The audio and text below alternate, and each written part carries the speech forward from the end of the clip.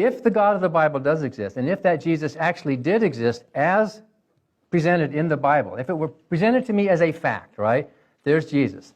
I have a moral obligation to denounce that monster. I am better than that. I don't send people to eternal torment because they disagree with me. I don't call people fools simply because they've used their brains to come to another conclusion. I don't threaten with violence. I don't threaten genocide of entire nations.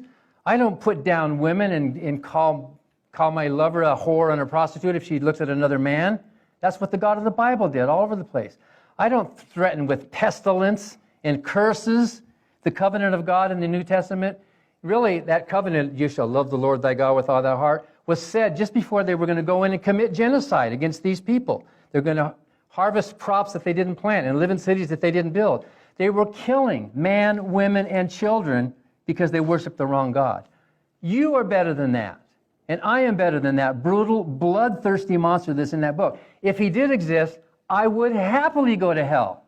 Happily, proudly, with some integrity, rather than pretend to worship such a monster that we see in the pages of the Bible.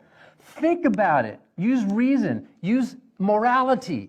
Wouldn't you praise somebody who stood up to Hitler and said, nope, put me in the gas chamber, fine. I would rather resist you than go along with your murderous plan for the human race. It's not a bias.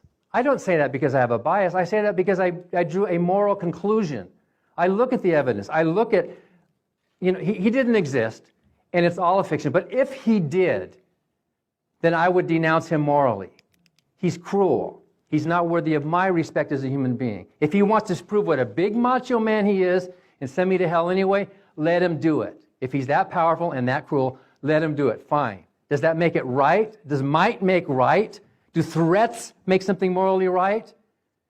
Does stealing and genocide and ethnic cleansing and pestilence and curse hurling and slave mongering, does that make it right because the big powerful God said it?